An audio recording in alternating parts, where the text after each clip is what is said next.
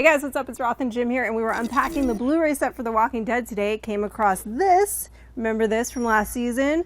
Governor, number one threat, heads in jars and things of that nature. And we started to think, well, at Comic-Con, there was talk of a new threat this season.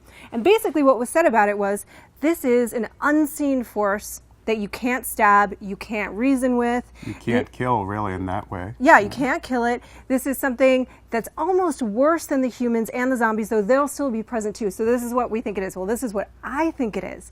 Disease. Think about this. There are so many dead bodies in this world, whether they be stabbed in the head and on the ground and down, or they're walking around the Walking Dead. Too. Dead animals. You've got so many rotting bodies. You've got very limited resources, almost no medicine. If a disease were to come into that prison, now as populated as it's going to be, it will wipe out probably 75 to 80% of the population. And maybe we don't know everything that Milton was up to at back at Woodbury. Who knows what's going to maybe spring up in terms of health issues. Okay, here's an idea. What if all these dead animals, they're diseased, or they're living animals that they have to feast on?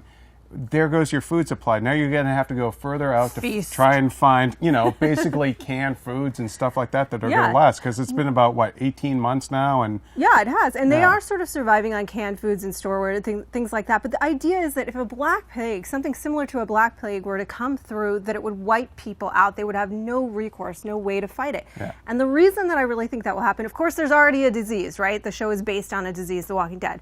But this is a disease that makes you into a zombie that's latent in your system once you're dead. We're talking about something like a plague. Yeah, where all your weapons and all your being able to outmaneuver and outwit the bad guys isn't going to matter, because it's human illness. Yeah, and here's the other thing about that, is that the cast is going to expand so much this season now that they're bringing the people from Woodbury into the prison. Time to thin the herd. Yeah, I don't think they're really going to want to have to manage that as a show for that long, and this would be a great way to introduce a new element to the trials of this world and, frankly, get your cast back down to a manageable number. Cost-cutting measures. Cost-cutting measures. What else could it be? I have an idea. Okay, so it's something you can't stab. Can't stab it. You can't really kill. And as other movies have taught us, what can't you kill? An idea. So what if, okay, it's end times, it's the end of the world. We haven't seen too much of a sort of, say, religious component. What if some sort of ideology takes hold? We've seen some iterations of that, definitely in the past. But what if, even the idea of hope, even if it's not the most well-founded of hopes, but something like that takes place, where Rick can't just, muscle his way into or out of a situation. Or necessarily disprove it, because people are attached to it. This is sort of the thing that's keeping them alive. What if the governor sort of found a new group of people and branded himself as some kind of messiah, a Jim Jones figure, like you said before?